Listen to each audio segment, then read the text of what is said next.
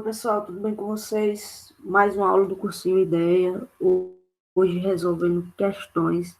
Me chamo Mirella, sou professora de Geografia e vamos tratar hoje de processos erosivos e sobre o relevo. Mais especificamente, só resolver umas questõezinhas bem rápido. Vou tentar passar alguns bizuzinhos e entre cada, eu vou iniciar um pouquinho resumindo, né, um pouquinho o conteúdo e partir para a questão, para solucionar as questões. Vamos lá. Vou começar falando dos agentes externos, que são os agentes que modelam os relevos, né, que,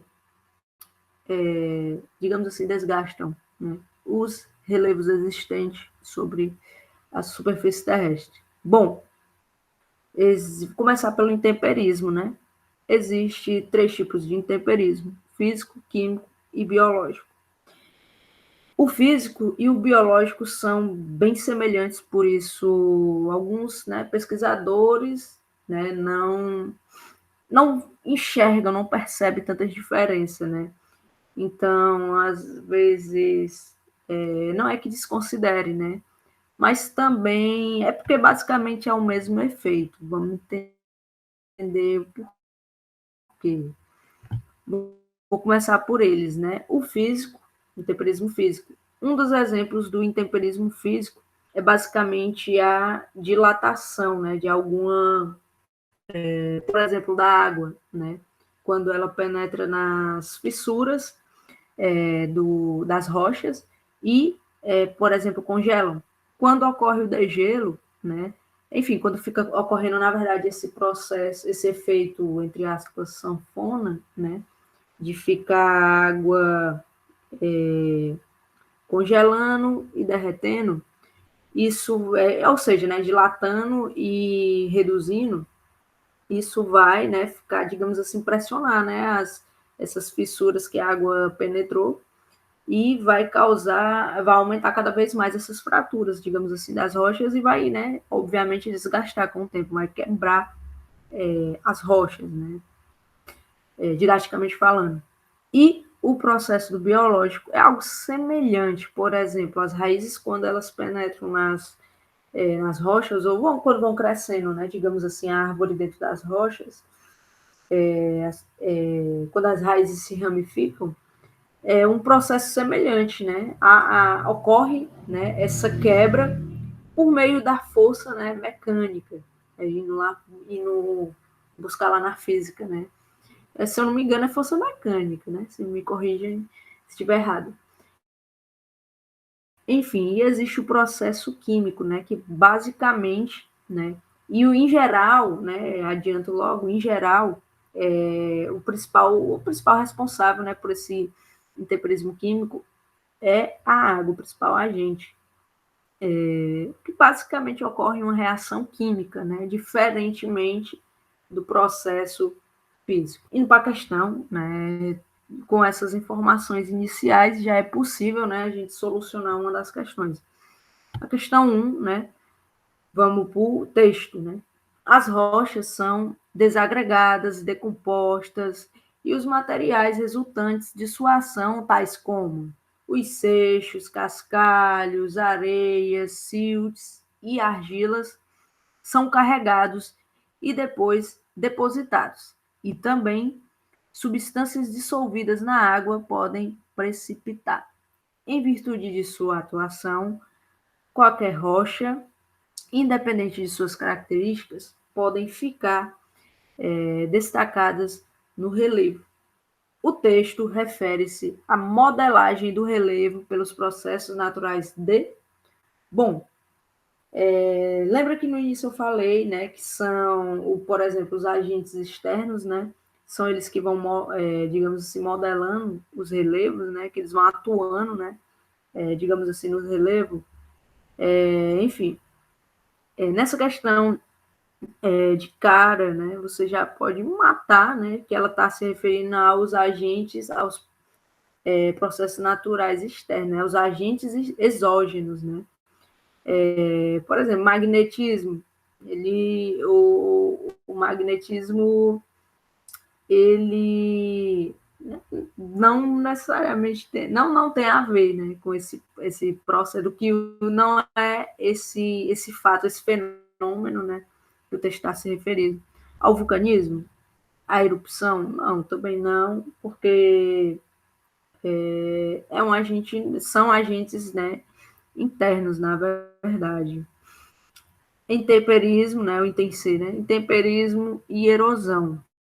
Bom, de cara já, na verdade, eu já trago uns, digamos assim, algumas palavras-chave, né, que pode ajudar, né, a tentar não, a matar a questão, né. Ó, as rochas são desagregadas e decompostas. Essa questão de desagregar, decompor a rocha, substâncias dissolvidas na água, enfim. Já dá para remeter, né, dá para associar, né, digamos assim, aos processos que a rocha, né, as rochas sofrem, né. E já fazendo essa diferença entre o intemperismo, basicamente, né, a diferença entre o intemperismo e erosão, porque as pessoas confundem muito, vamos chamar o intemperismo de desgaste, né, que é o processo que desgasta nessas rochas, e a erosão é o, digamos assim, é o que carrega essas rochas decompostas, né, essas rochas, digamos, entre aspas, quebradas, né. Tectonismo, né, e subducção, são processos, né, dos agentes internos também. O metamorfismo, né, meio que tem a ver, né, porque é o processo de transformação da rocha, na verdade, né, do tipo de rocha, das, das metamórficas, né, mas não é esse processo, né, que o texto, né, trata. Enfim, vamos para o próximo assunto que também tem a ver, né, ainda sobre os agentes exógenos, né? Lembra que eu falei, né, um pouquinho agora, né, a diferença entre o intemperismo e a erosão, e vamos saber quais são esses processos, né, que carregam essas rochas, né, que é basicamente congelamento e resfriamento não, congelamento e as fases da água, né, a água em estado líquido e estado, né, sólido. Né? Quando, enfim, esse processo também pode, né, ocasionar no carregamento, né, dessas rochas que estão sendo, né, quebradas, né, entre aspas. Existe o processo pluvial, que são basicamente as águas da chuva, né, carregando esses, digamos assim, pronto, os sedimentos, né, essas rochas quebradas, esses sedimentos, né, que são carregados. Existe o modo pelo rio, né, pelos rios, né, que é fluvial, bastante comum no Brasil, sim. E a forma eólica, né, o tipo de erosão eólica, que é por meio dos ventos, né. Os sedimentos também são carregados, né, por meio dos ventos também. E o que tem muito a ver com a nossa próxima questão, né. Bom, a destruição, o transporte e a deposição de pequenos fragmentos rochosos depende da direção e intensidade com que este agente atua na superfície terrestre, sobretudo em regiões áridas e semiáridas, com pouca presença de vegetação. É nesse ambiente que se verifica o constante trabalho de formação, destruição e reconstrução de elevações de areia, que recebe o nome de dunas. Bom, essa questão, acredito que ela é bem tranquila, né? Principalmente após a explicação. Ó, o que a questão está nos pedindo? A modelagem do relevo a modelagem do relevo apresentado relaciona-se ao processo de erosão decorrente da ação Opção A, glacial. Em nenhum momento degelo, por exemplo, o texto não retrata isso, né? Não é à toa que ele fala em regiões áridas e semiáridas. Opção B, fluvial, né? Assim, no texto fala sobre depender da direção, né, intensidade que esse agente atua. Basicamente, o rio, né, o eólico, é possível. Na verdade, eu já entrego logo o item correto, é o eólico, né, por meio dos ventos, porque basicamente, né, o que vai transportar os sedimentos, os sedimentos das dunas, né, das dunas móveis, né, no caso, é o processo dos ventos. São os ventos que carregam, né, os sedimentos das dunas. Né? Pronto. Essa questão é bem simples, bem tranquila. Caiu no Enem em 2017. Tem muitas questões que são bem tranquilas, com que você consegue resolver, né? Claro, é muito importante estudar, óbvio, sempre, para você ter mais segurança e fazer a prova com mais segurança. Só que você pode sim, né? E usando algumas lógicas, né? A lógica, às vezes o que é mais lógico é correto, é coerente, né? Não acreditem muito nessa coisa de tá fácil demais, tal. Às vezes a lógica é o certo mesmo. E os agentes internos, né? Os agentes endógenos, basicamente, né? São três, né? O tectonismo, que já remete à movimentação, né, das placas tectônicas, né, dessa instabilidade, né, que atinge principalmente a superfície, né, superfície terrestre, né, essa movimentação das placas, né, as placas divergente, convergente, enfim, tudo resulta, né, em algum impacto, né? Principalmente na superfície. E esses são os principais responsáveis, né, pela criação, né, dos relevos, dos dobramentos modernos, principalmente nos encontros de placas, né, nas divisões onde as diferentes placas se encontram. Enfim, temos o terremoto, que já são, né, terremoto já no caso, né, basicamente essa tensão, né, entre as placas, né, as placas elas estão em constante movimentação, né, e basicamente quando, né, há basicamente um rompimento, onde a placa não está tão tensionada que ela, pronto, no processo de subducção, onde a placa menos densa, né, ela desce e a outra vai se enrugando, né, que é o processo que gera, né, os dobramentos modernos. E, enfim, todo esse processo, toda essa movimentação, né, como eu já comentei, gera, né, algum impacto na superfície. E o processo de vulcanismo, né, os rifts, né, locais por onde as larvas saem, né, responsável pela criação de diversas ilhas vulcânicas, enfim, todos esses processos, né, são os agentes que têm a atuação, né, como o nome bem diz, né, no interior, né, da Terra.